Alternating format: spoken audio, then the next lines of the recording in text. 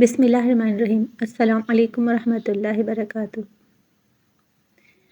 حجر اسود جب جنت سے نازل ہوا تھا تو دودھ سے بھی زیادہ سفید تھا، لیکن اولاد آدم کے گناہوں نے اسے سیاہ کر دیا۔ نماز نیند سے بہتر ہے۔ صبر بھلائی کے خزانوں میں سے ایک خزانہ ہے۔ اللہ پاک یہ صرف اسی کو عطا فرماتا ہے جو اس کے نزدیک عزت والا ہو۔ رسول اللہ صلی اللہ علیہ وآلہ وسلم نے ارشاد فرمایا، 5 چیزوں سے پہلے غنیمت سمجھو: جوانی کو بڑھاپے سے پہلے، صحت کو بیماری سے پہلے، مالداری کو محتاجی سے پہلے، فرصت کو مصروفیات سے پہلے، زندگی کو موت سے پہلے۔ امانت داری رزق لاتی ہے، جبکہ خیانت فقر و محتاجی لاتی ہے۔ رسول اللہ صلی اللہ علیہ وآلہ وسلم نے فرمایا، بندہ جب کوئی گناہ کرتا ہے تو اس کے دل میں ایک سیاہ نقطہ بڑھ جاتا ہے، پھر جب وہ گناہ کو چھوڑ دیتا ہے اور استغفار توبہ کرتا ہے تو اس کے دل کی صفائی ہو جاتی ہے۔ حضرت علی کا فرمان ہے، جب دل اداس ہو اور وجہ بھی سمجھ میں نہ آ رہی ہو تو سورہ رحمان پڑھ لیا کرو، انشاءاللہ دل کو سکون آ جائے گا۔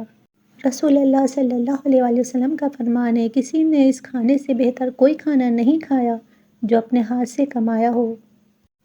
حضرت انس مالک رضی اللہ تعالیٰ عنہ نے فرمایا، نہ تو نبی کریم صلی اللہ علیہ وسلم کی ہتھیلی سے زیادہ نرم اور نازک کوئی حریر اور دیباج میرے ہاتھوں نے کبھی چھوا، اور نہ میں نے رسول اللہ صلی اللہ علیہ وآلہ وسلم کی خوشبو سے زیادہ بہتر اور پاکیزہ کوئی خوشبو یا عطر سونگھا۔ سبحان اللہ۔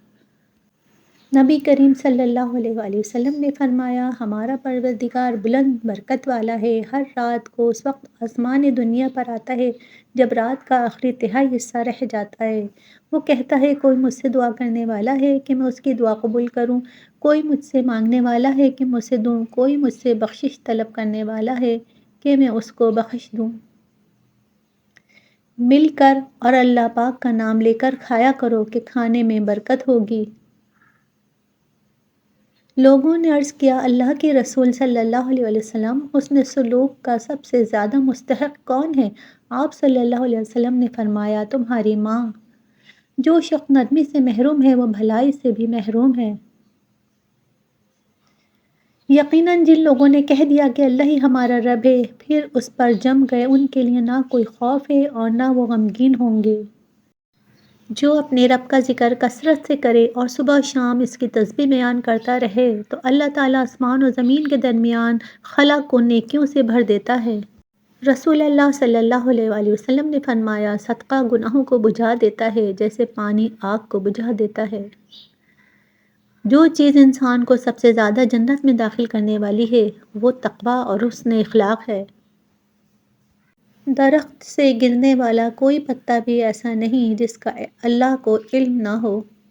رسول پاک صلی اللہ تعالیٰ علیہ وآلہ وسلم نے فرمایا، جو بندہ باوضو سوتا ہے پھر رات کو اس کی آنکھ کھلتی ہے تو اللہ سے دنیا کے معاملات میں سے یا آخرت کے معاملات میں سے کچھ چیز کا سوال کرتا ہے تو اللہ اسے وہ چیز عطا کر دیتا ہے۔